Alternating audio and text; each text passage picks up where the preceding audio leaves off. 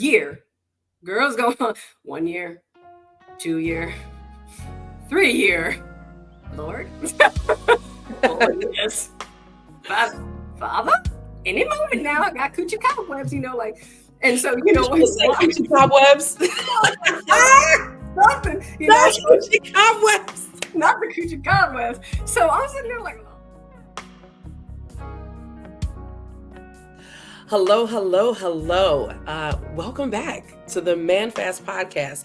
This has been a really different experience for me. I'm so used to being loud in my radio self. And if you all remember from my very first episode, the Lord said, it's just Tamika. Like, it's not Dr. Hall. It's not the minister. It's not the prophet. It's just Tamika. And wow, this has been such a beautiful space of becoming.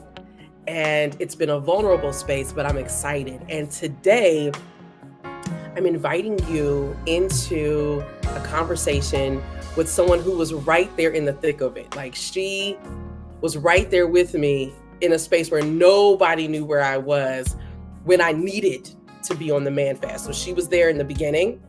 She saw where the Lord transitioned me at the end. And I was like, I have got to bring her on here. And so I'm excited to bring you on Apostle Tanya Tenica. How are you doing? I'm so honored. Listen, I'm excited to have you here. You are a giant in the kingdom. You're a giant in the marketplace. And first of all, you were the first person to tell me all about myself. I hear that often. So I would tell everybody, so y'all, people you may know, I'm a publisher. And so I was publishing an anthology. And then here comes Miss Tanya Tenica. And at the time, y'all, her hair was longer than mine back then. And she had it pulled up in her high bun. It was all cute. And I just knew she was somebody. And that's not saying that other people aren't anybody, but I just knew that she was. And I knew that she was someone of authority. I just didn't know who she was. And nothing, there was nothing intimidating about you, but it was like, I think the God in me really recognized the God in you and recognized your position, even though I couldn't put my finger on exactly who you were. And so during that first Zoom call with everybody, I was like really trying to control my face and different things like that. And at different times, like, she and I would kind of lock eyes on the Zoom. And she would kind of have this like knowing smile of like, yeah, girl, I understand. I understand what it is. And so when we got done, she stayed on the Zoom. And at first I was like, why is she still here? Because y'all, I have an attitude problem sometimes. And I was like, why is she still here? Like, what does she want to say to me? And then I quickly knew, I said, is she about to like prophesy to me or something? I'm like, Lord, I don't feel like this tonight. The call had gone too long. And y'all, that's exactly what she did. She had me on the Zoom. I keep saying the phone, but it felt like a phone call for probably like another hour or so, and began to pour into me. And y'all, she told me, I think this was 2021. I think it was 2021. And she let me know that she was like, you are an apostle. I was like, what? Okay. She let me know I was a prophet. I'm like, she told me about myself. She told me about myself before anybody else ever told me about myself. And I believed her. I was afraid of it, but I believed her. And God gave me favor with you. Yeah. And for whatever reason, it was clearly God. Yeah. You took an interest, and you would be coming after me like, listen, I want to talk to you. I want to help you. And I would run away, y'all. Like, I'm one of those runners. I am not good at relationships with women, like in terms of friendships, because I don't trust it, or I didn't. God has healed me. I didn't. And so y'all, for like weeks, I wouldn't like respond. And she would keep being like, so let's talk. And God gave me favor with you. And you began to pour into me from a ministry side. And so thank you for not being put off by the part of me that was really trying to like push you away. And I appreciate that about you. Thank God that I knew, because, there's sometimes, especially as a leader, like you have to, there's times that individuals will push you away, and you have to know when you need to push in further because they're afraid of rejection or there's other things, or when it's time to sit back and you just pray because timing. Yeah. So, you know, yeah, it was, And I, I think I'm in our glad that he's relationship, here has been a now. lot of that over the past couple of years. Yes, there's been so much time that when you were going through this man fast, I would kind of sneak a peek and come in, but I knew that I wasn't allowed to reach out. But then there were some times that it would be really intense times, and then there was Mm, times that there would be long months, right? And yeah, then there would be times that it would be one conversation for a few hours, yeah. and then it would be another like month or two. And so yeah, when you have a love for somebody like a, you know, that daughter that, and you see the potential, when you have all that, it's a very, very difficult thing to Hmm. see them and know that they have to go through it, but are they going to make the right decisions? Are they going to continuously give God their yes? Because it's not just a one yes, it's a continuous.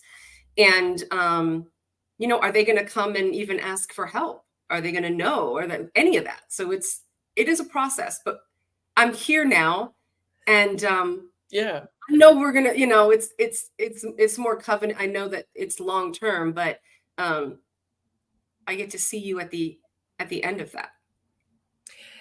So, because I know we're gonna end up jumping into that, and before we started today, I told you like I'm totally willing to talk about me and everything that really took place during that and all of that stuff. But I really want to give you the opportunity. Like I said, you're a giant in the kingdom, but you're also a giant in the marketplace. And God has given you this very unique way of marrying ministry and marketplace, where a lot of people, number one, don't feel like it's a thing. They don't feel like it's possible, but you are that. And to the point where you truly are first of all, explain to people what is an apostle for those who may not understand what that office in the kingdom of God actually means. I'll make it so simple. It's a builder. Yeah. It's one that is capable of building. When you look at the apostles in the Word of God, they built. You didn't see them necessarily, they had an ability to pastor, but they were pastoring other leaders, right? They were leading other leaders. And so they were able to be all things at the time when it was necessary to lay the strong foundation and to be that bridge, right? When you're building between heaven and earth. And so they bring government, they bring order, they establish. And that's usually many think of it as, oh my gosh, I'm high and mighty, like I'm the apostle. But here's the thing, imagine being a foundation and everything else is built on top. That means that all of the people that you mentor, that you love, that you cherish, they're actually building and you're their foundation. That means you have to have no ego and be able to push them beyond and put on their shoulders. So there's just like, you know, David, you know, he got that the temple, he got that blueprint, but it wasn't him to build it. He had too much blood on his hands, and he had to be the one to say, it's okay, I'm allow my son to build it. And many don't want to do that. They want to talk about legacy, they want to talk about all those things, but they're not willing to work hard, put the blueprint, and then not even see the fruits of it. Their fruit has to be the establishment of their son, you know, moving forward and seeing that and passing that baton. And so, you know, that's what an apostle does. They build. They build, and you are an apostle in the marketplace. And God has, not only do you have your own business, but I know that God will he'll plant you in churches at different times to Yeah. bring order to different things. You establish order with you know, for other business owners and what have you. And I know that you actually have your own online community and your own online school for that. So talk to us about that. Yeah. Right now, actually, it's called School of Activation. I teach the activation method, so it's no personality test, nothing like that, because they're demonically inspired, and Uh-oh. that's why you start to feel anxiety. They were created through channeling, and if you look at the original of it, and so what they did, the gentleman, the Enneagram, all that, he channeled demonic entities, and then as they took possession, they wrote over and created those personality tests.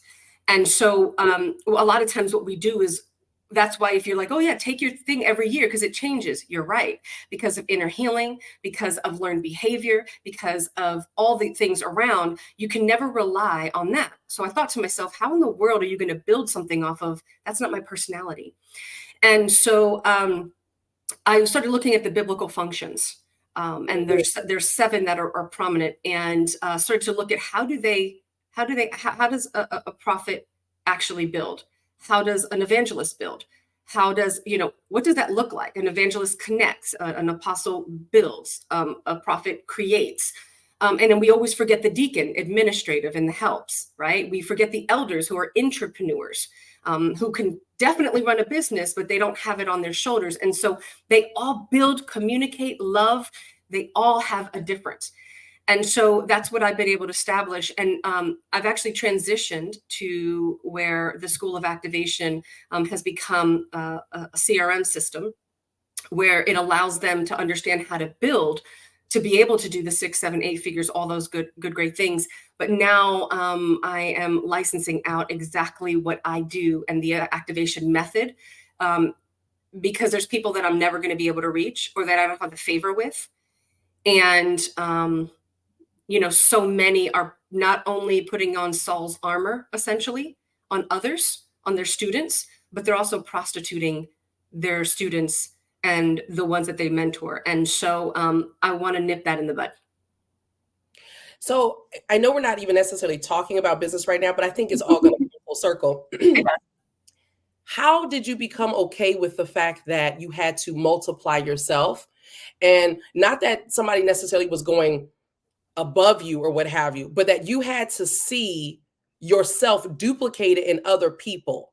Because I'll tell you, last year was a very eye-opening year. So it's interesting that God put me on this man fast, and I'm on this man fast for most of last year. And I'm dealing with betrayal, not in the space of relationship, not a romantic relationship, but I'm dealing with it when it comes to people that work with me, people that I work with, people stealing. I felt like they were stealing ideas. And I remember having this eye-opening conversation with God, and I'm like, Lord, I don't like how this feels.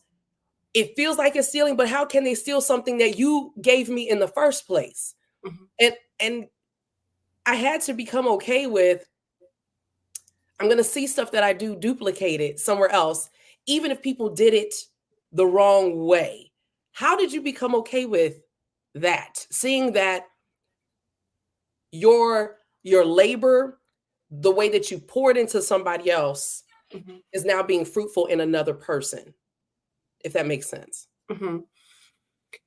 I learned that love was the foundation of everything. And I think what we tend to do is separate, because the church teaches us this, right? They teach us, they really don't even teach us how to operate in life, but but they teach, okay, this is what you do, and this is, and you got to love, and you got to forgive, and you got to do all that, but they really don't specifically teach those foundations are across your whole entire life, even in business. And what does love look like as a foundation of a business, right? And so I then had to also take a look at, so my foundation, number one, I had to take a look at changing my purpose. I went and I researched what is actual purpose, because I was too emotionally attached to it. It was becoming, I got to find my purpose. I got to find my purpose. And I started panicking, and it didn't feel good anymore. And I'm thinking, I'm not liking this. When I realized that my purpose, according to Genesis, was I was made in likeness and image of the Lord, right? But out of that likeness and image, which means that I was made because he's the creator. What's my purpose? He created me for a purpose. It was for intimacy, number one. First and foremost, out of the intimacy floated, be fruitful, multiply, subdue the earth. Okay, that's the how. But I first had to learn that God and intimacy was my purpose. Once that clicked for me, everything else was, my call was a divine summons, meaning it didn't matter where I was. It was the way I communicated and the way that I visually saw things. So everything was from a matter of business, marketplace, establishing, expansion, all order, right? Everything was there. So my call, it was the way that I communicate. I could be at home with my children. It didn't matter. I was still in my call. You couldn't take it away from me. because it was my perspective, my vision, the anointing that I had, my portion. My assignment, though, I knew that that would come and go. That would change. So I really didn't care, because was it really wrong? No, they were just going to reach people. They added my foundation, right? My licensing, my whatever, and they needed it because it was a missing piece, but they had something that I might not have had or whatever. And here's the thing, eventually it didn't matter to me because they were void of the very power, because I was the creator of it, because God created it through me. And so the anointing was gone.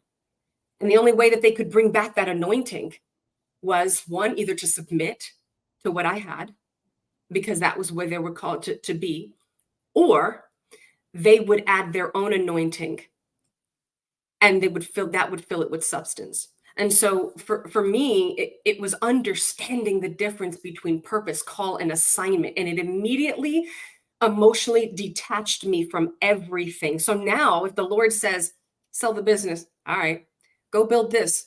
Okay. Go write this book. All right. Don't coach anymore. Okay. I don't really care. It's an assignment. I look at it for the purpose of handing it off, and it's temporary. What you will never take away from me is my call, and you never take away from me is my purpose, because there's no possible way that you can make me not intimate with my Lord. So when I realized that nobody could actually take my purpose from me, I could care less. That's good stuff. That's good stuff. You know, we're talking about thriving in business, and I'm even going to say ministry, but thriving despite heartbreak. Well, that's why he got you, though. That's why he got you. When you did the man fat and you took it away, he had to show you that if you didn't do this, you wouldn't recognize how it was affecting the call, the assignment, and your purpose. You would have never seen it, because you were already being betrayed. You were already being backstabbed. You were already being prostituted by your leaders. You were already in this place, which is why we connected, because I had no reason to prostitute you. I had already gone through my process, and I had joy in seeing you move to wherever you were going to go. I could take a back seat. I can go from front to back seat and watch and be in complete joy. And so I didn't need to be needed. I just knew that when it was time, I needed to make myself available, because you were an assignment. And so you would have never, if you didn't rip away the man fast, if you didn't do that, you would have absolutely never seen and been able to build what you were building and what he was having you build apostolically and prophetically, ever, because you cannot deny your mental, your physical, your emotion, your sexually, everything in your marriage, relationships, children, your life. It will always come in, and you could not build on faulty ground. Your systems would have been tainted, because your systems, it was a duplicate in life. You cannot build what you aren't. If it's going to be in this season, the season is, if you're going to be void of the very power of God, go ahead, build whatever you want. But if he's going to make you where you have the anointing, the power, that you bore the mark and the scars, and there's a breaker's anointing in it, which is part of the apostolic, to be able to break up, then you would have had to go through this man fast, because you would have had to see that there was a correlation between your relationships. The healthier you got here, and the more pure you got and understood your purpose and the intimacy, which is where he brought you back to, the more your business and your money would grow. So he had to literally starve you out. Woo! In your own territory, mentally, physically, financially. He said, okay, these are your 10 pegs. Yeah, I'm going to expand them. And we think it's going to be, oh my gosh, it's going to be, everything's an increase. Yeah, I'm going to expand them. But there's a preparation, there's a tilling of the ground, there's all that. So while you're being enlarged, you're sitting there saying, how am I being enlarged? I'm taking over territory, but I'm not financially being increased. I'm not mentally. Who am I going to build with? And especially with you increasing in your feminine, because you're relying on your Papa God, You increased in femininity, and now you got to fight the urge to want a man to come in because you want to be led. It's sexy to be led. Now you see a man with anointing and you crave it, you want it, right? And he's like, but baby, I'm not done yet. Because where you're going, while that might be good, you're not in the fullness. And the man that I have for you has to hold all of the weight of you. And you're not weighty yet. You're not as weighty as I need you to be.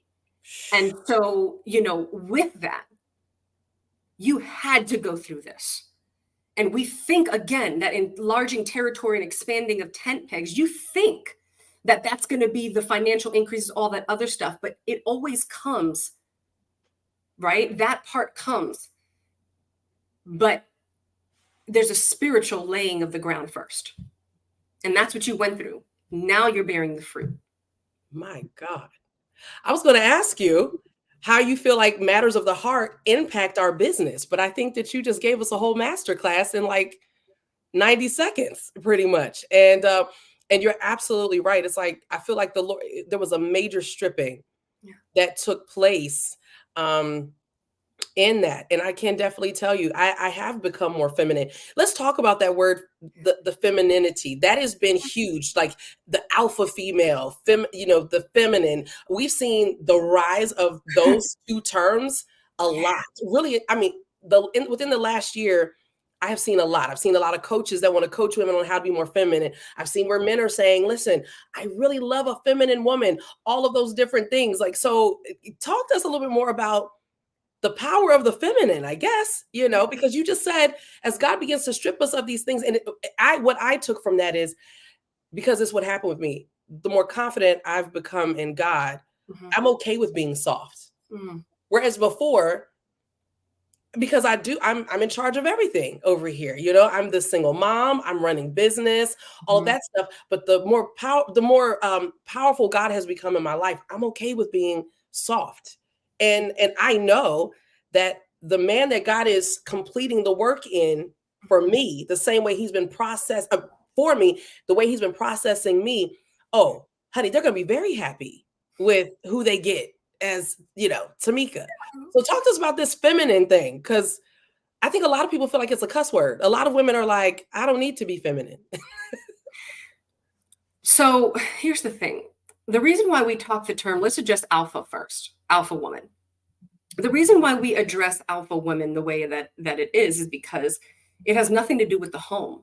It has everything to do with the term in the marketplace and the workplace. And the reason for that is it first was for animals. But then what happened was they were like, okay, we're seeing that there's certain things, there's certain qualities. So they started talking about, okay, alpha men, alpha and beta, meaning men that were, heavy leaders and could be aggressive and run things and boom, boom, boom. And so there is a way to be just those, because we still are masculine and feminine. We are just predominantly more feminine than masculine. Same thing with men. There is a femininity in them and there's a masculine, but they are predominantly masculine. So I think what we try to do is, like snuff out one or the other. And the reason why there is a rise for it, right? And the men are crying out is because the men are getting in position and there's a rise of the fathering. And when you have that, it's like the men are having a clarion call for their rib. And there's a reason for that too. The woman is the multiplier. The woman is the nurturer. The woman is the one that receives the seed that the man has, nurtures it, incubates it, and then pushes it to multiplication. She produces the fruit of it. Think about this. You give a woman groceries, what does she give you? Food, dinner, meals. You give a woman a house, furniture, she makes a home. You give a woman a seed, she gives you a baby. So that is her assignment. The other is the Proverbs 31. She's that entrepreneur. Read it. She knows how to make her husband's name great. The men are needing that. See, the man can't be the masculine if they don't have the woman as the feminine undergirding some of those areas. And it's a cycle, because once the woman undergirds, nurtures, and does that, he's now coming in and wants to provide, protect, profess, and do all those different things. He cannot do that if you think you got it all together. And so, that's also why it's hard, because a lot of women are, I'm supposed to minister to women and all that. And there's some that I'm like, yeah, okay. And then there's some I'm like, no, baby, you just emasculate every man that you're around. Uh-oh. And so now you think you're called to women because you don't know how to femininely lead and coach a man and lead a man into a decision. And I'm not saying lead a man in life. What I'm saying is help him come to a decision and pull out the anointing and gift in him, because you are not you're not in your feminine. You don't have the ability to nurture, multiply, and bring that in. You want to coach him like a woman. And there's a difference when you're coaching a man and a woman. And so, yeah, that's the reason. I mean, man, we could probably do a series and have a whole book. I mean, it's so good. But that's why you're seeing the rise of femininity. That's why the men are calling out, telling you what they need. It does not mean that you don't know how to step up, lead, dominate, get into a place of position. You just know when to hold them and when to fold them. Uh-oh. You know when, to be the lady in the streets and the freak in the sheets. Like you know what you need to do to swing from chandeliers, or go ahead and just look really eye candy sexy and be the one that's right by his side, letting him get all that credit. But baby, if he needs help, if he needs to call on you, you know how to get on with your stiletto heels and do your thing. Like this is what you know how to do. Do you see what I'm saying? You know how to, let's just be honest, how to hit him up before he leaves and please him, because he's going into the world, and that might be your role for the day, but you also know how to go ahead and run the errands and do whatever and walk by his side.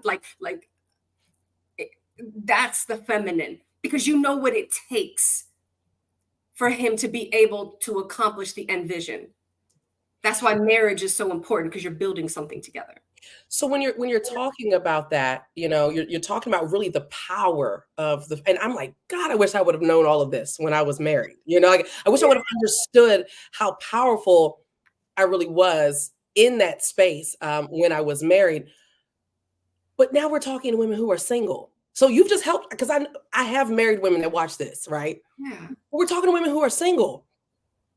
Do we become that single? Or does that happen once we become married? Okay, so here's the thing. When a man finds a wife, he finds a good thing. That means he has to find you as a wife, which is why you go through what you go through. When a man finds me, I'm already a wife, which is why when he comes to me, I represent a wife. I don't represent a girlfriend. I am not your girlfriend. I'm none of those things. That's not even accurate in the word. And so if we're looking at that, dating, all that, it's not even in the word. So yes, you become it, because see, deep calls on to deep. He needs to know where to lay his seed. Uh-oh. And if you are not where that is, if you are not in that, how are you gonna? First of all, a man also has to allow you to be in your feminine. Right? The more that a man is in his masculine is the more that you're able to actually lay back and be in your feminine, because you're safe when you have all those areas. So no, yes, you need to become that. This is why a lot of times God is taking you through this time. And I know we were talking earlier. In any time that I've been, I have never ran to another man. And going, that wasn't an outlet for me. And there was many other reasons why. But the other thing is, throughout the processes and even my time of celibacy, I know we were talking about like 5 years and things, and you looked at me like I was crazy. And what I learned to do is, even in singleness, allow God to be the masculine. So I had to learn to fall back, because he was training me to be a wife, So I was like, Father, you are all things. I've known you as God and I've known you as Father. Now I need to know you as husband because this is what I need. Okay. On those times, Lord, I need an orgasm. I want an orgasm. I'm growing so intimate with you. I'm getting aroused because I'm in my femininity and I'm in my fullness and I want a man. I'm like desiring and hungering like a man to just pour this multiplication. I'm like, my cup is running over. Come on, sir. We know Something, baby. Give me a seat. Give me a man. We will make multi-millions up in this. Like, let me know. Like, give me a masculine man and you got me. Like, but then I've also, you make those mistakes. You find those masculine men and then you could like give it everything too soon because he's finding you in such a ripe place. And so, there's discipline, there's all that in that. And you can make those different mistakes, but yeah. So when I learned that, and even with my children and my singleness, I was like, oh, you're the man of the house. No. Don't ever tell my children they're the man of the house because I will never put that responsibility on them. Number one. Number two, that's just disgusting. Okay. They're not covering me. Like I'm a woman. My 23-year-old is not my husband. He's not my man. No, I'm sorry. So, I had to look at that as that. And so, he became that for me. And single women have to be careful that he becomes that and not your pastor or your apostle becomes that. Ooh, come on. Start to almost have that relationship where you're thinking. I remember my apostle told me, I was like, am I not your daughter? Because he didn't always call me daughter. He said, absolutely you are. But I know that you're in a vulnerable spot and I would never want to, wow. I can't be that physical father or whatever, because it would cause a false intimacy and other things. I needed you to find that security within yourself because I can't replace the dad you never had. So let's talk about expectations, right? As you're talking about this, it reminds me of when, again, I talked about the fact that you knew me in the space before God said, I need you to give me a year. Okay. Yeah. So you knew me in a space where definitely loved God. Yeah. 1000%. That's never been in question. Never. Everything I've ever done has been for God, but my flesh was an issue. Matters of the heart were an issue. And I found myself, I talk about in the first episode, I talk about how I was dating somebody who wasn't really dating me. Mm-hmm. And how when I finally got the courage to say, what is this? Because I think that you're my forever. And the person was like, yeah, I don't feel that way about you. And I'm like, what do you mean? And I remember I went through this space where here you go again. God has put me on your heart and you're reaching out to me. And then I finally respond and I am hurting. And I'm like, I think I was on the phone crying and everything. And y'all, I just got to tell you, Apostle, like, I'm calling her Apostle but I needed it. You said to me, you need to call him and apologize. I said, for what? Because I'm like, he hurt me. Like, I'm like, he knew what I wanted. Like, I'm like, he knew, right? And y'all, one day she asked me point blank. This is before this was like the breakup that it wasn't a breakup because it wasn't a real relationship. She point blank asked me if we were having sex.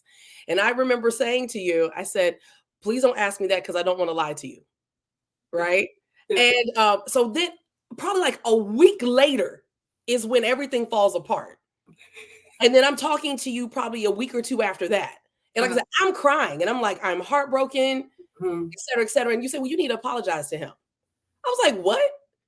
And you were like, you need to call him and you need to say, and like, you guys already hear how she talks. She's very demure when she speaks. And so you were like, oh, yes. And I'm like driving down the highway for whatever reason. Where I was on the highway. I was on 95. And you're like, yes, you need to call him and you need to say, I'm sorry for having high expectations of you.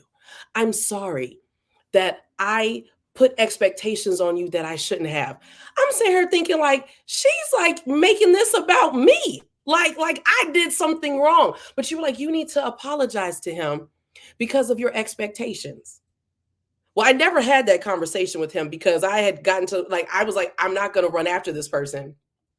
But I have reflected on the expectations. And part of my expectations had been I would give wifey benefits where he had not earned them. Number one, he was not my husband. And so there would be times that I would get ready to, I would get ready to lay with him and I would say, I really don't want to do this. But then this part of my brain would be like, but that's your husband. Expectations that shouldn't have been there. Okay. Yeah. How did you, how do our unhealthy, first of all, how do we know that we have unhealthy expectations? Because for me, I didn't know that. I felt like this was my husband because he treated me nice. He treated me differently than anybody else ever had. I didn't realize I was putting unhealthy expectations on someone else. Well, you got the warning signs. Yeah, I did. You said it yourself. Before I laid with him, I knew it was wrong. The fact that you're saying he's my husband, it justified. So there was almost a guilt, but there was also that hunger, that desire, because of how he treated you and so on and so forth. And so, I mean, when you're saying, okay, what are these expectations? It's so interesting. Like individuals will, sometimes I will go by how I feel. I'm like, I didn't like the way that made me feel. Like I feel yucky. Like when you said that, it literally made me feel awful. And I think a lot of times, like we joke around and we say things like men will say things, people will say things, and we really mean it. But we're like playing around. It's like unjust. And I think we miss the red flags because willfully. Willfully, because regardless of whether he was your husband or not, and believe me, I have learned this the hard way, and some of it, even revelations, even this morning, like when you were like, hey, we're gonna have a talk, and I'm like going even through like revelations because we didn't talk about any questions you were going to ask me. So I actually had to like reflect in my inner. So even some things I'm realizing even this morning about myself and about life and my journey and everything I've been through. And I'm like, regardless if you knew he was your husband, if you knew, who told you? Because if it was God that told you, then it wouldn't really matter the length of time or whatever. He might have just been saying, I'm giving you the opportunity to meet your husband now, but it won't be until another year.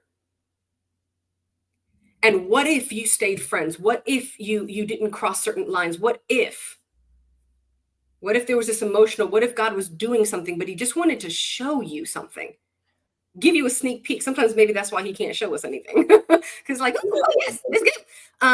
Unpack the goodies, and then in our mindsets, come on, ladies, we're always like, is he big? Can he satisfy me? Am I going to be happy? Lord, don't put me with a man that ain't going to swing from chandelier. Does he eat? Listen, because I can't be with a man who doesn't eat me out. Like I can't. Come on. Like, and we got all these expectations. Like, don't we?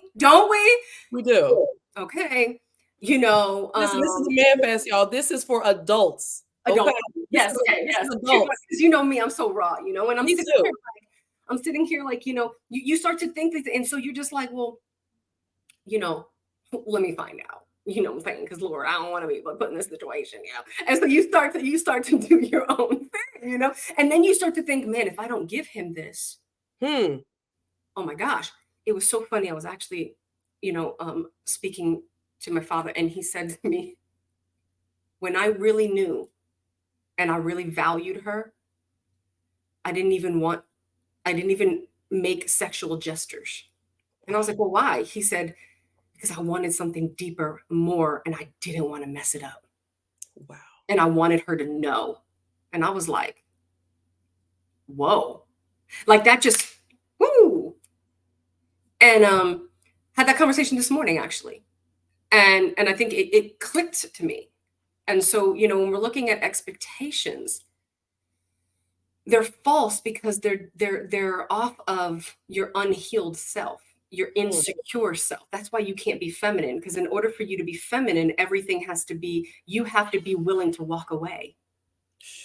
you have to be willing to walk away with what even you believe God has for you. And it can't, it's not even logical. And you have to be willing to be in your nurture and your nature, which means that you have to allow and submit to a man's masculinity to pursue you. Come on. Even when you're like, every part of me is completely aroused. Every part, this man is everything that I had asked for. And I think I've even had to check myself, to be like, well, if he's everything that you asked for and he's for you, what is for you, then take your time. Because men are known to like move really, really fast in the beginning. And because women want it, they won't pace it and pull back a little bit. Yeah. And then they just, boom, they give it all. And then you'll see a man love you, completely in love with you, and he'll pull back. And then now we're really confused. So then now women, instead of allowing the pullback, we chase. Yo, we're good at it. Why? Because they got our heart. It's like what you said. So yeah, we've allowed those things to happen. But again, expectations. I believe that we need to have standards, not expectations. I believe we need to have boundaries, not expectations. Ooh, I love that. That's powerful because somebody had asked for advice on somebody else's IG page today, and the woman basically had said, "Listen, I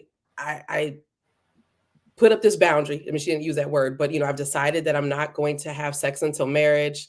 And she said, and me and this guy, we've been dating for the past 3 months. And she put in parentheses, like, it's been 12 dates.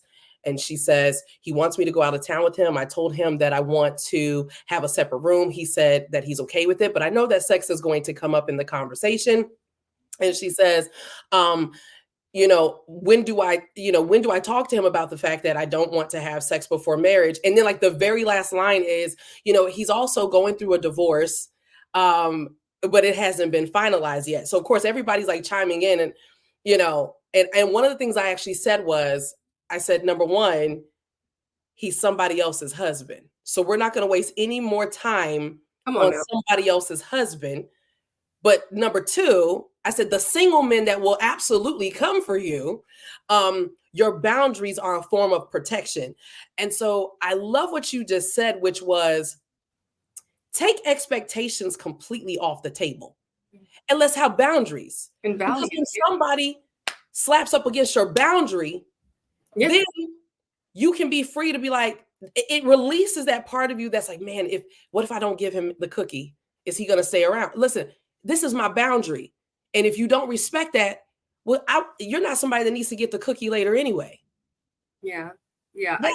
You mentioned something.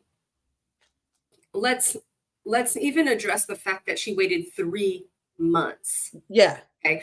First of all, these are conversations, even as a single woman, like I have right away. What do you want? What are your values? Do you worship God? Like what does that look like? I get it. There might be times, I'm not going to lie, you have mistakes. You might sleep with them once and it's like, oh my gosh, we're not perfect. I get it. Okay. Things can happen. I'm not quite even understanding. I think there's this weirdness and even in the question, because my response, me, I'm always gauging it to you. You're worried about, okay, he's in a marriage, but you're worried about losing him because of you didn't have a conversation about sex. Okay, so you're worried about the whole wrong thing here. I remember having that, and when I found out, as we were pursuing, we were having conversations, and I ended up finding out that the man was married, but he had been separated. And the conversation instantly shifted. And I said, here's the thing. I know what I carry. Uh-oh. When you handle that, let me know. Until then. And he was just like, can we even be friends? No. Because one, I'm attracted to you already. Mentally, emotionally, like we've already established some things. And you're thinking, okay, because we're separated, there was adultery in the past, like there were things, so it gave it kind of a right. No, I will not start on that path. So you go handle that. And I promise you, what was so interesting? What was so interesting is after I found out, there was always this excuse. Like he was talking about certain things. So we remained friends and we remained, certain things. But at one point when I felt something was getting serious, I said, hey, I'm actually starting to kind of have some feelings for you. And I know you mentioned you were like, I'm going to have to cut it off. Because it went from me mentoring in business and things like that, and it went somewhere different. And I didn't expect it to go that way. But when I realized it went that way, I was done.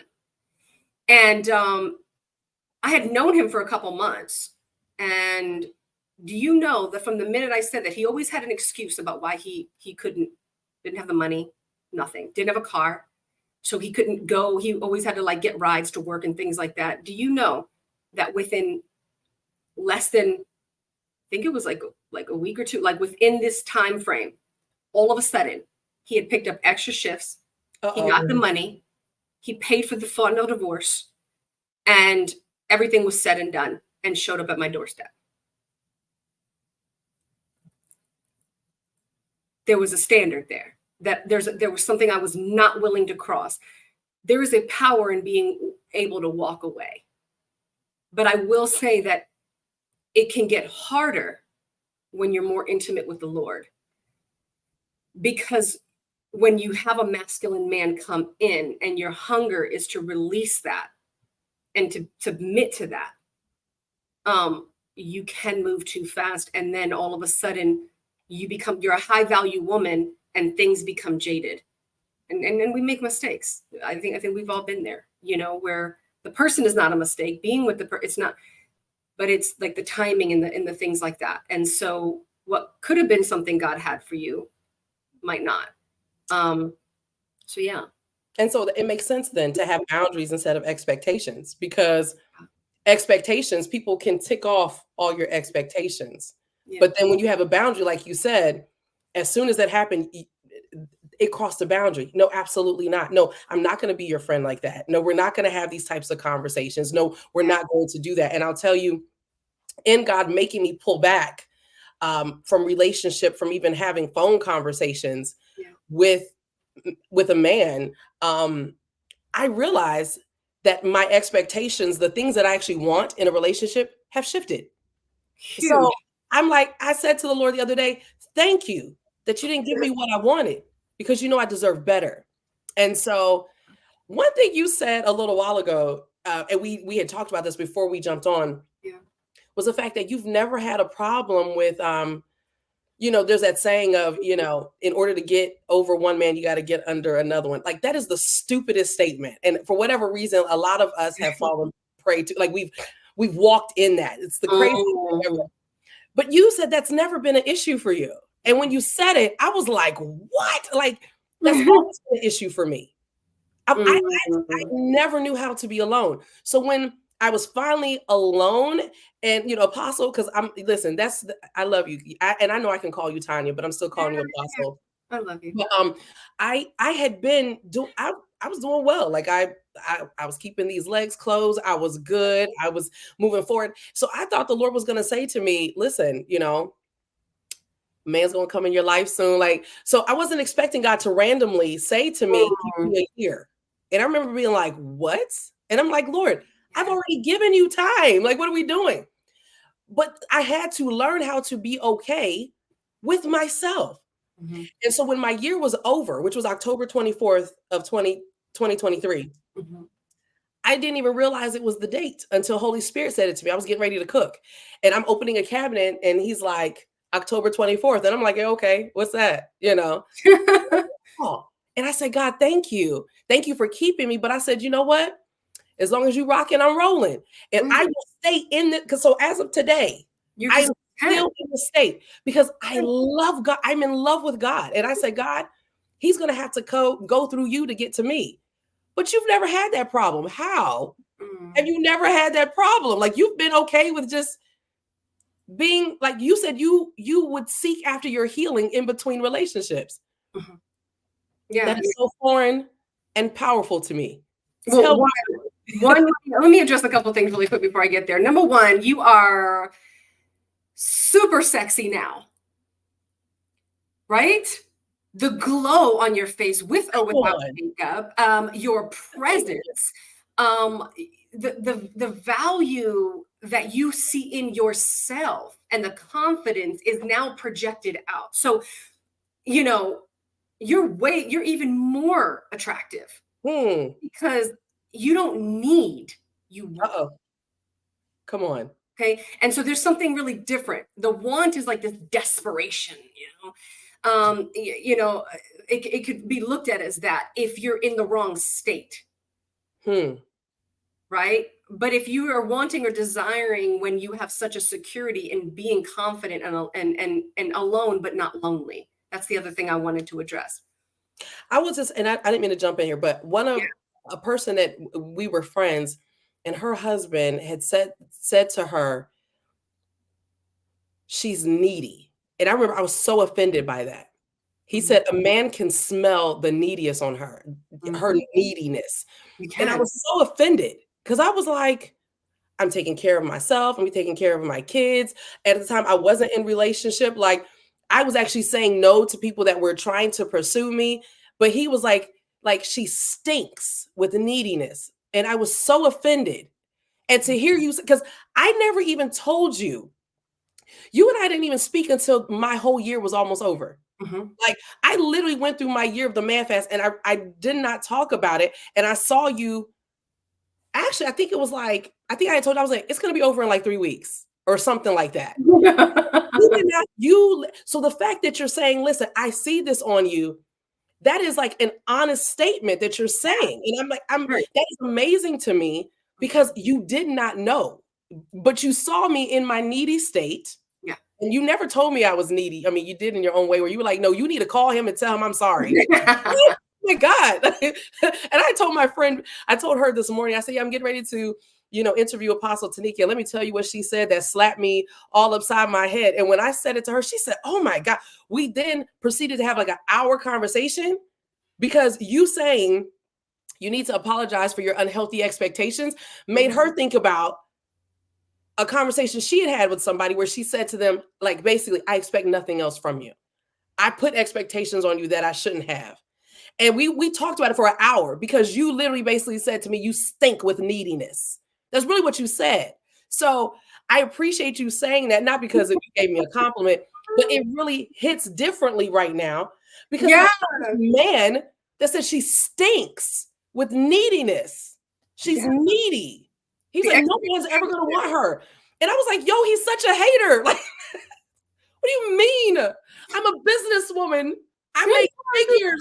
Like, I'm a businesswoman. What do you mean? Like, what? I was so angry. Yeah, because those expectations are essentially saying that, and this is why I believe you should come to a relationship 100%, because I want to be whole. I don't want a 50-50 relationship. Because there's times that I'm going to need to be 80 and he's going to need to be the other 20. There's times that I'm going to come to him and I'm like, baby, I only got 10%. And he's like, baby, I got you 90. I don't need to be 50-50. I just need to know we're in it together. And you're going to feel whatever. We're going to come together and we're going to figure it out. But, you're coming to him. A man can see, like, when you're needing him to fill the gap that you have, your codependency is essentially when you're saying neediness. You're codependent on him. No person, let's just put this way, ever wants to have the weightiness of somebody else's happiness, of somebody else's whatever, because now it's like, it's undue pressure. That means that your man could never just kind of relax and be like, Dad, I had a hard day, and have a tear come from his thing, because he needs, oh my gosh, I can't let her see me in this state, because he knows that you can't handle that. That's the part there. You're no longer safe, because a woman always like, I need my man to help me be safe, blah, blah, blah. Yeah, but you're also needing to have to be safe. You're needing to be safe. And so, I know that you asked the question, so I do want to answer that. But The other thing really quickly was you need to have standards and boundaries, because your standards are here, your boundary is here. Your boundary is a warning sign that your standards are about to be violated. Uh-oh, come on here. So if they already hit your standards, that means you didn't have the boundaries in place to say, warning sign, standards. So give us an example of the boundary versus the standard. Okay. Your standard is, I'm not going to have sex. I'm not going to wait till, I'm going to wait till marriage, all that, right? Okay. Your boundary, your warning sign would be like, hey, you want to watch a movie and it's 8:00. Ah. Warning, warning. You know what? I got something to do tonight, but how about we have lunch tomorrow? I know there was a time at one point that I would not talk to a man after 8 because I knew that it would go different, because I'm a freak, y'all. Listen, I'm a freak. Okay. I will flip it, flap it, roll it, do it. I will strip, dance, whatever. Like, I'm a freak. If I feel completely safe with my man and I feel like I'm completely open, I'm just raw. I'm real. I'm like, let's go. Undefiled. Let's roll. And so I know that in me, right? I don't know about the freeze come out at night. Maybe there's some validity to that, because listen, I mean, when the lights go down, it's like, oh Jesus. So, like what is that? Right. And so, yes, there was a boundary to warn you that, hey, a standard's about to be done. So you had to set that. Okay. So, good so stuff. then, here we go. I mean, because let's just be honest, if you're in love with a person, or you are really, and you put yourself in that situation, are you telling me you're not going to want to have that connection or whatever, and it's not going to go there? Probably not. Just be honest. So why put yourself in that situation? And I've had to ask myself many times, like, okay, you know what, girl, don't even go there. Don't go there. And then there's times that I have put myself in a situation and struggled every bit of the freaking way and been like, what is wrong with you? Because then at the end, I'm like, is he looking at me differently? Does he even respect me? Should I do this? Should I not? Did I lose my chance? Is he going to do that? Am I playing the rule? And all of a sudden now it's become complicated. Something that was so pure and easy is now complicated and convoluted. So why didn't I ever struggle? This is probably going to be an answer that everybody's thinking, oh, because, she's just, unicorn or whatever. I don't know, whatever. That's how I feel. There's a couple of reasons. My childhood, number one, there were different drug addicts and those who had gotten AIDS and other things and all that. And I saw them promiscuous and I was petrified of having a lot of bodies, because it'd be that one person and I could never turn back. I was petrified. So there was that aspect. There was also the aspect, yes, I cared, what was thought of me. Like I wanted that respect. I wanted that underlying, but that could easily kind of go left field. But the other part was I had a lot of mental abuse, a lot of gaslighting, a lot of like that type of thing. And so what would happen was I would automatically go into a corner like a little girl, and it's my fault. I did it wrong, because I was always gaslit to believe that everything I communicated wrong. I wasn't enough. I didn't do this. I whatever. Everything that I was anointed and gifted in, communicator, all those things were told to me that I wasn't.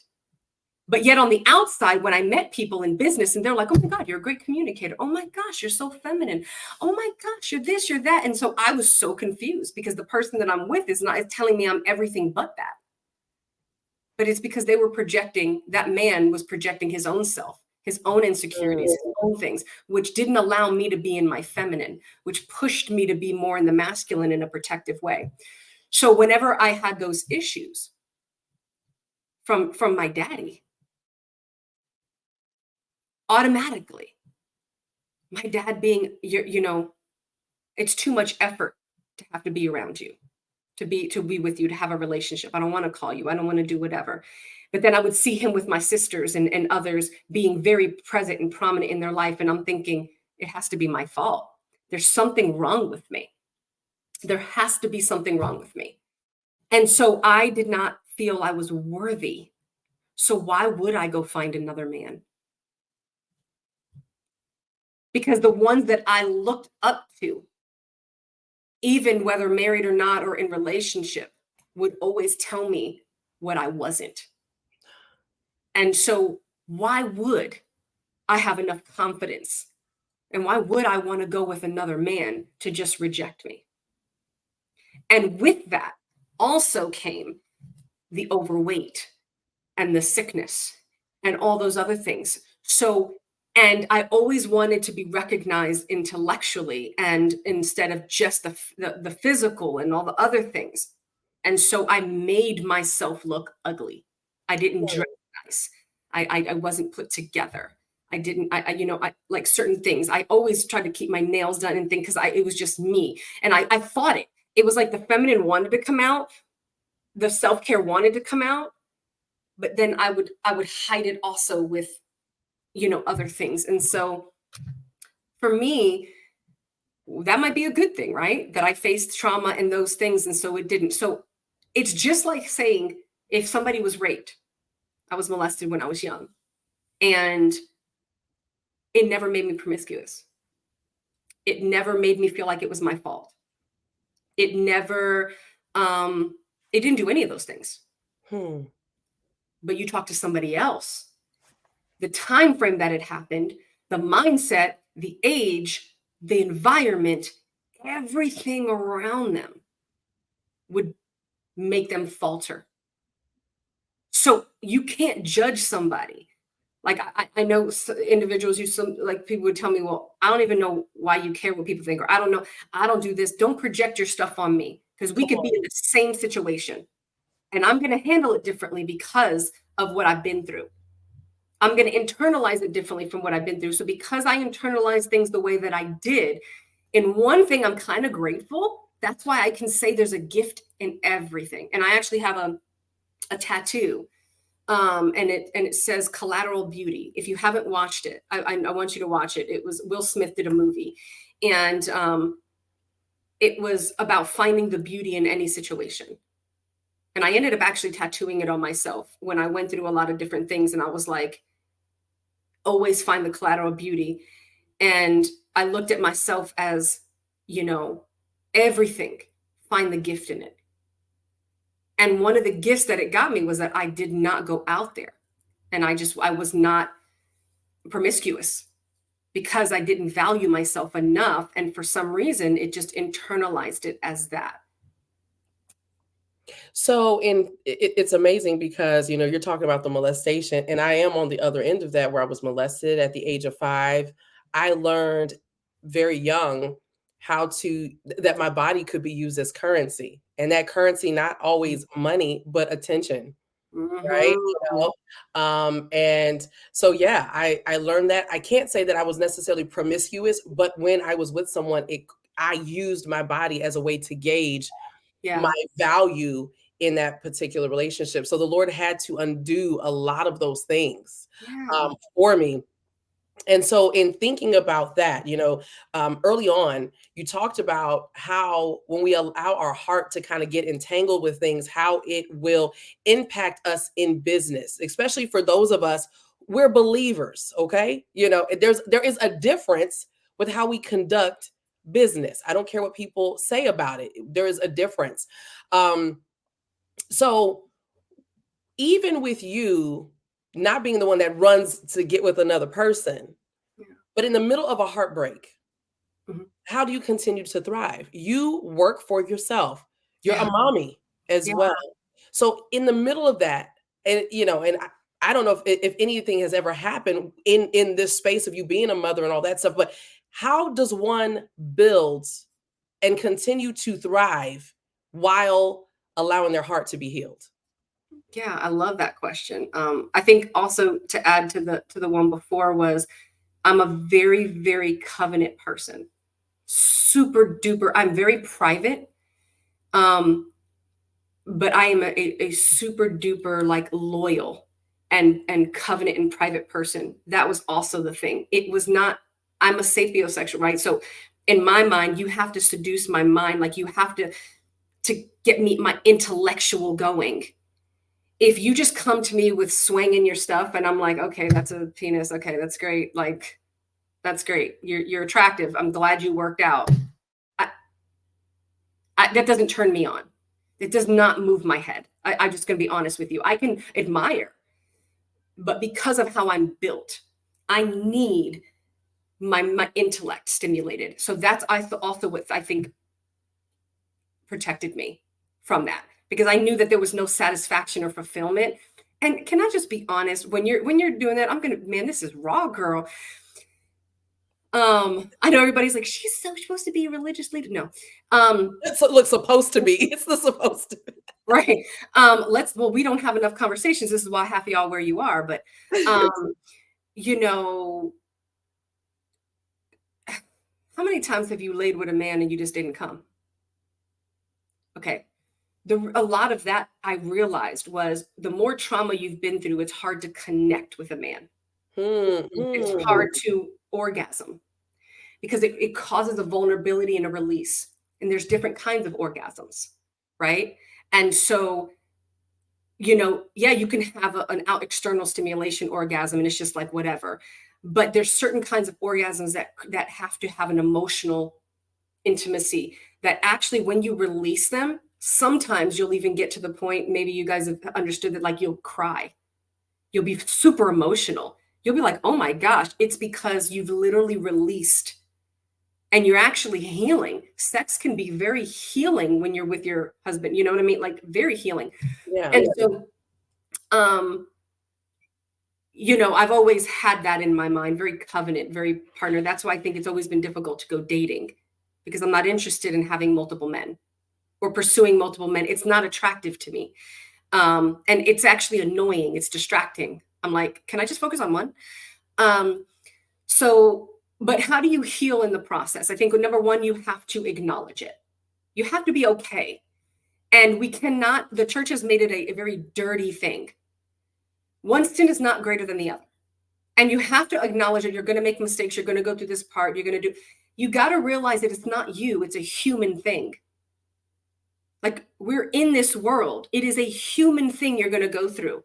So we're too emotionally attached to the very issue, the circumstance. You're not the only one. Okay. It's a thing that happens. And so how do you do it? I began a flex week. Number one, I began saying, okay, I'm going to intentionally, I'm going to only have appointments between Monday and Wednesday. I'm going to teach. I'm going to do those things. Number two, I'm going to set intentional time to go take care of myself, to go heal, to feel sexy, to do all types of things. Okay. I've done pole dancing. I've done, chair dancing. I've gone hiking. I've done all types of things. Okay. To just explore my femininity and have fun. Okay. So,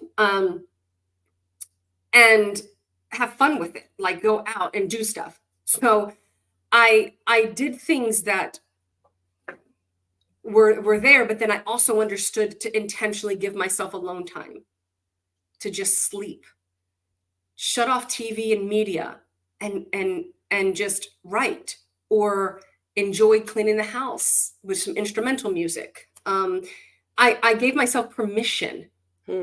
Okay. I gave myself permission to not have to go to church every Sunday. Did I notify my leaders of what I was going through? And did I hold myself accountable and say, hey, Mayday, Mayday? Absolutely. But I was not about to be religious and go to every conference, every prayer line, every whatever. That was not exactly what I needed. I really submitted. And so how did that translate into business? I had a flex week. I had specific times I taught. I leveraged other systems and other people. If I didn't have the capacity to start a podcast, I got on other people's podcast because I didn't have the capacity to hold and be consistent.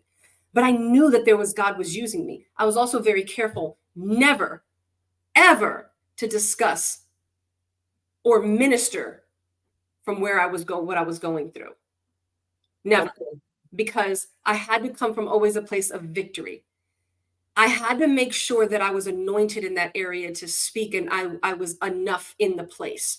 because I would then bleed on people and be the one who was like, oh yeah, girl, just leave him. He ain't you worth more than that. That's why whenever you and I spoke, I never talked about the men. I always talked about you.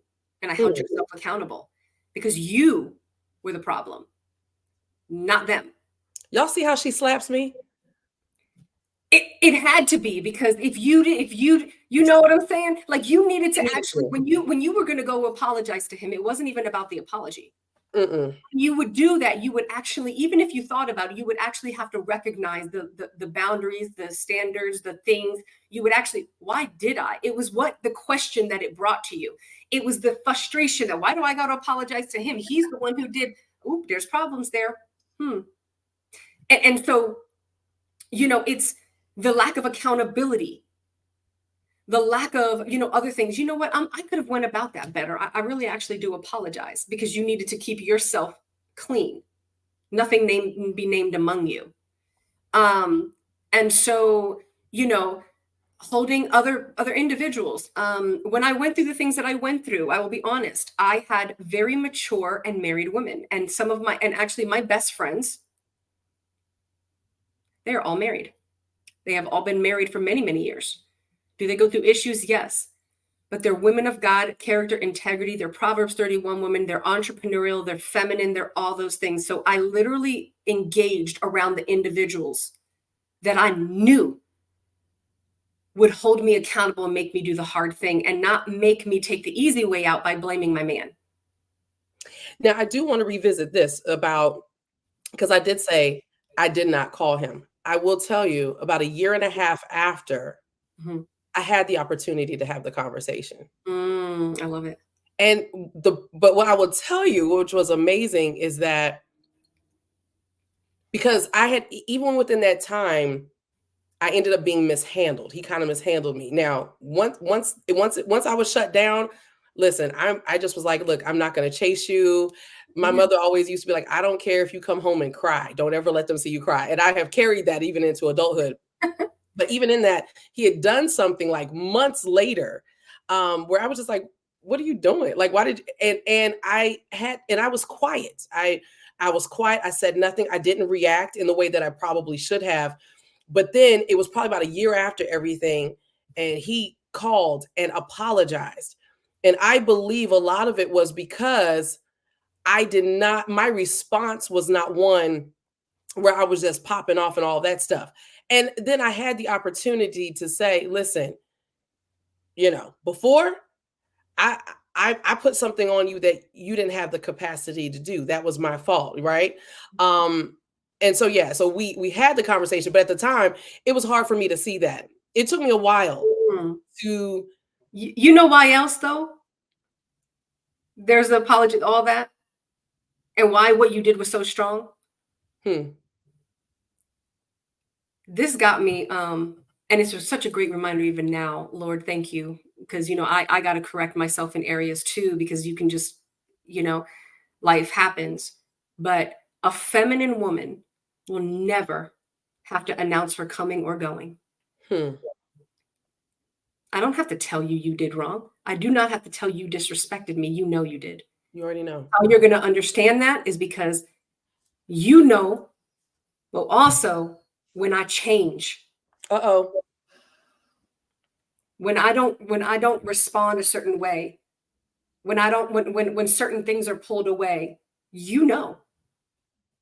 You knew. You just wanted to see how far you could get with me. And I might have let you get kind of far. But when you see me step off, I don't need to announce that I was going to go. You knew that at any moment I could, and you were willing to lose that. Uh-oh. And when I asked him, I remember saying to him, well, why now? Why do you feel the need to call me now? Why are you apologizing now? He said, I was convicted. That meant more to me, because that meant that the Lord Yeah. convicted you on how you mishandled me. Right. And it wasn't even about the mishandling from the year or whatever before. It was about a particular situation after that. And he said, I was convicted. And I appreciate, number one, I appreciate it because I'm like, Lord, you really do care about me, But I also learned that I had grown up a lot. Mm. And it was about a year. And then it was about a year and a half later where I was able to have a conversation with him when he wanted to come back and to talk. And it's amazing that that year and a half later, I'm thinking like, okay, God, you've completed the work. And the Lord says, give me a year. And the Lord told me, block him. Mm. That's a whole nother conversation for another day. And I had to do that. And so, yeah, it was really powerful in what you just said, because I had to be okay with, I'm going to walk away from this. And you chose to lose that. And I think, and I don't want to keep you on here for too long, but it kind of goes back to something about what you were saying. I'm trying to remember exactly where we were in the conversation, but just being willing to know who you are and what you bring to the table, and being okay with, let them lose you. Mhm. Because that's what it was. Sometimes I'm taking this back almost to the very beginning when it comes to when we're talking about expectation and different things like that. A lot of times we don't want to let go. It was when I had asked you the question regarding business and how do you allow people to take what you've poured into them and then they walk away, right? We do this in relationships all the time. We stay in relationships that don't serve us well because we don't want what we have poured into people to walk away and become fruitful in somebody else's life. We Mm. have to be okay with letting people lose us. Yeah. We have to be Well, okay with that. yeah, I think I think we also just got to look at it from a perspective of we are supposed to change lives. We're supposed to leave seeds behind. We're Yeah. supposed to. If I am not in my natural function and in God, if I legitly am not leaving behind, I think this is where we think that everybody, like, this is how the neediness comes into business. This person's leaving me. Oh my God, they canceled the subscription. Oh my gosh, they've been with me for 6 months and now they're gone.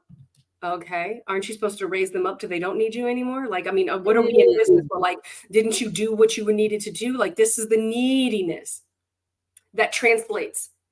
So I'll bring this up because I think it's super important to say this. When was it October? It was October of 2023, right at the end of your fast. Well, it was like 3 weeks before the fast was over. I think we saw each other October 7th, and my fast ended October 24th. You looked completely different. Hmm. When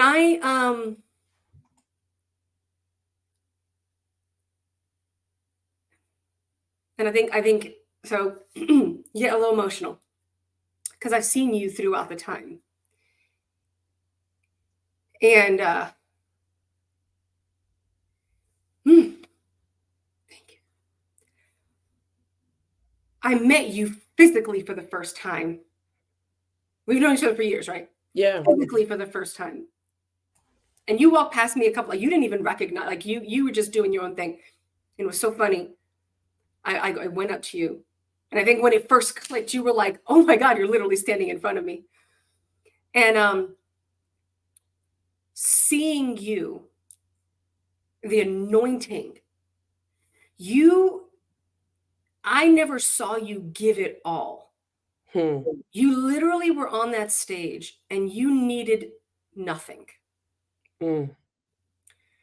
You didn't care about anything. Not what you looked like, not anything.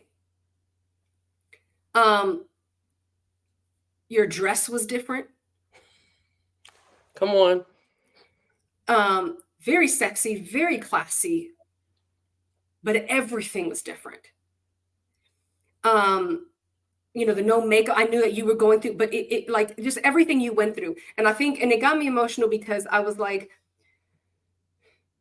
there's something different. You actually were able to carry the anointing unselfishly Jesus. and literally be a complete vessel. Because before, yes, while you were willing, there was still attachments. God, I'm willing, but can you bring me a husband? God, I'm willing, but but this, God, and so there was still this reservation. There was still this level of God was like, but I want that. And you're in your mind, you're praising, you're worshiping, and oh my gosh, I'm confessing all this. But God's like, yeah, that's great. But I want that. You see that thing in the corner, like right there, like that thing that you're not giving me, that I want that. And in your mind, it's like, oh yeah, God, I'll give it to you. And you really didn't give it to him. Mm-mm. And so, yeah, like I remember when I couldn't sit at a cafe for hours and work. Now I can sit from like a whole 8 hours and get completely lost. And before I used to think, I used to go to a restaurant with a book or something, and I forced myself, and I used to be like, they're going to be like, why is she single? Why is this? Why is that? Or, oh, you're beautiful. Why are you single? Or, you should be, like my mom, or whoever, like you should be married. I shouldn't be anything. Uh-oh. Don't put your expectation of me and needing to be single, or because I'm attractive, or because I'm smart, or because I have value, that I have to be with somebody. Or now what's wrong with me? How about that one? What's wrong with me because I'm single? And what got me there is I wanted to bring this up because I remember you wanted this, and we spoke about this. So I remember God saying, I'm going to show you unconditional love, because love was the foundation. And 1 Corinthians 13, it's not envy, it's not boastful, it's not kind, it's not self-seeking, it's none of these things. And I was like, huh. And if you have nothing, if you've not even loved, you're like a clanging cymbal. Like all these things started coming into my mind. And I thought to myself, how many times am I speaking on stages, writing books, and I sound like a clanging cymbal? Because I'm up there, because I need validation to know that I'm anointed, because you know what? The leaders are prostituting my gift, or I'm never ready, or I'm this, or I'm that, and I'm not adequate, and my husband's this and this. And so I needed the validation. And the only validation I could get was people who didn't know me, and they validated me because I was on stage and I was gifted and I was bringing transformation and I could do all these things and blah, blah, blah, blah, blah, yada, yada, yada. And I said, I need a reminder. And he said, well, for this time, you had your year. Girls go on 1 year, 2 year, 3 year. Lord. 4 years. Father, any moment now, I got coochie cobwebs, and so, coochie cobwebs. Nothing, coochie cobwebs. Not the coochie cobwebs. So I'm sitting there like, oh, Jesus. And I remember he said, I think it was right about that year 5 or something like that. I remember, so I bought a ring, and it looked like a wedding ring, and it was 1 Corinthians 13. It has scriptures around it. And I got so much slack. You can't get over nothing, blah, blah, blah, blah, blah, because you still walking around like you married. And I know who I'm married to. You get it together, okay? So it was all these things. I had to go through a whole bunch of stuff. And the Lord said, you're married to me. And I remember some of the sweetest moments I've had. I remember the Lord coming to me in a dream. And I remember I'm with him, and I couldn't even tell the difference between him, like the reality of me being in a dream, or physically. And I remember he had me in his arms, and I was on his feet like a little girl, on my tiptoes, with my arms around him. And he was just like, dance with me. Like, are you willing to dance with me? And I've had multiple times where I've had these struggles. And I was like, Lord, how am I going to how is a man ever going to find me if you have a ring on my finger? They're never going to know that I'm single. And he was like, reminded me of a quote. And he was like, I'm going to turn your face when it's time. And he said, I need you to be so hidden in me that it takes a man to find me and seek me to even get to you. And he just turned my face. And I would remember, I'd be in Walmart, I'd be in different places. And I remember he would, I would have those nudges where I would see like a mom just nudge her son's face to take a look, to say, keep your eyes on me. And I'd remember what he said, and I'd be like, okay, Lord. And and then I'd remember just multiple times this would happen. I remember I'd see a movie and a man would like just pull a woman's face towards him. And I'm like, oh my God. You know? And so it was those moments that I remembered. And every time I would see a face turn or somebody, I would hear the Lord just in my heart like whisper, dance with me. Dance with me. Just look at me and dance with me. If you're focused on the music, if you're focused on the intimacy and dancing with me, if you're not even touching the ground because my feet, you're standing on my feet and you're dancing with me, you won't worry about anything else. Just dance with me. And so, I remember even putting a little thing on my phone with like this little girl tiptoes dancing. And it was just all these things. And I just remember little things, little videos and things on social media. I fasted from social media for an entire year. And sometimes I would spend 8 hours with the Lord while the kids were at school. And I remember seeing like little videos where like a father would be dancing with his wife in the kitchen while the kids looked. And I remember even traditions when the man gives away and then the woman dances with her husband at a wedding. And it's like, that's when I know, because God will turn my head and he'll allow me to dance with him, another man, because the Lord will give me away. And so that ring, I remember, and when it hit 5 years, he said, take it off. It's time. And that's when I took it off. But by that time, it was so ingrained in me. I just was doing it now. I didn't even realize it. I will find myself like this, playing with it. And nobody knows, like people who don't know me now, like they won't know like why I'm playing with it. But it was because there were moments and times and I just needed to play with the ring, because it was my covenant with the Lord that I would keep myself pure, and I would do that, and I would take the time with him year after year after year. And no masturbation. Yep. And it was just like, I'm dancing with you. I'm dancing with you. I'm dancing with you. Until I just knew that I was just dancing with them. But I have learned a man can be in love with you and walk away.